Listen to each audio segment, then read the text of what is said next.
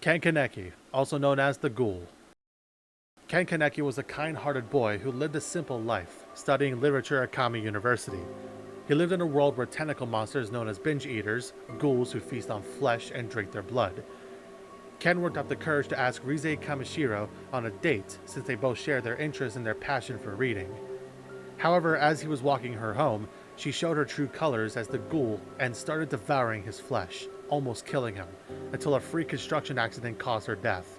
To save his life, doctors transplanted Rize's organs into Ken's, helping him survive surgery, but made him turn into a part ghoul. Confused by his instincts, he ended up in an alleyway where he ran into Toka. It was there he learned all the staff were also ghouls, teaching him how to fight and adapt with his new powers, but also how to deal with urges to kill and eat human flesh while also staying one step ahead of the CCG.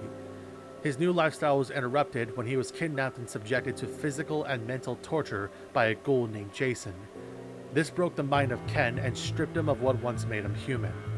With words from Rize, Ken took control of his own life, killing Jason that helped him feel numb to pain and have no hesitation from his shattered psyche. He was dragged as a tormented boy and walked out as a powerful ghoul, not realizing at first he walked into the black fog.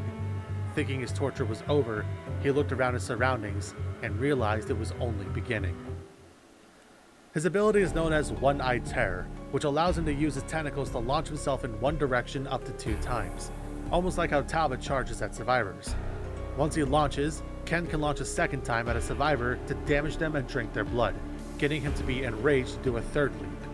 This leaves a mark on the survivors, which they can remove by mending them or being down. It takes a while to get used to how his charge works, but it can be very useful to get to survivors quickly.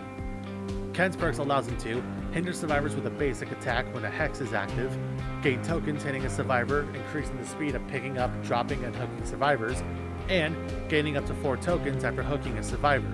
Each token increases the duration of blocking all windows and upright pallets when all generators are completed.